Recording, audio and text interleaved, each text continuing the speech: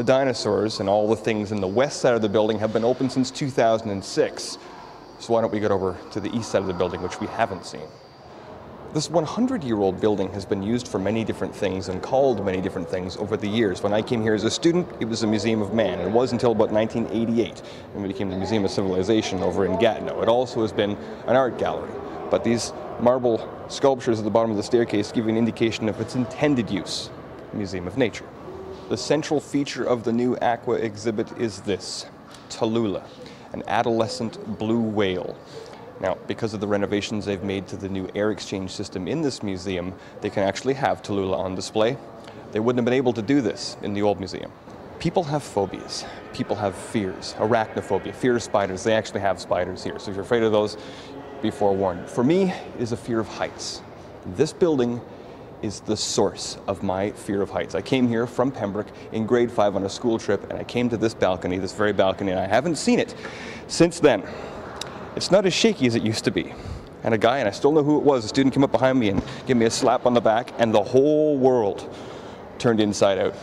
And I have not been the same since. Take a look at my hand.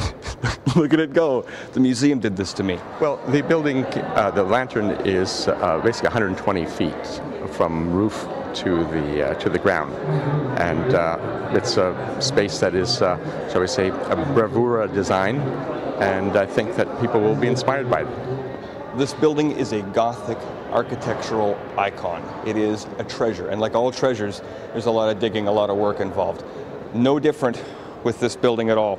They call it the sinking castle, of course. You probably have heard that. When they began to dig out this building and pull back some of the old plaster, they found that there were cracks in the walls, some of them big enough that you could step through, so they had to re-pour a lot of the floor. Down here is a pretty good example of that.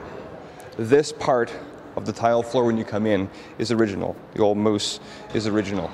By the way, it's all perfectly smooth, but you can see the cracks in the floor, and over here, the lighter areas where they had to repair. This part of the floor, you can see it's raised now, is entirely brand new.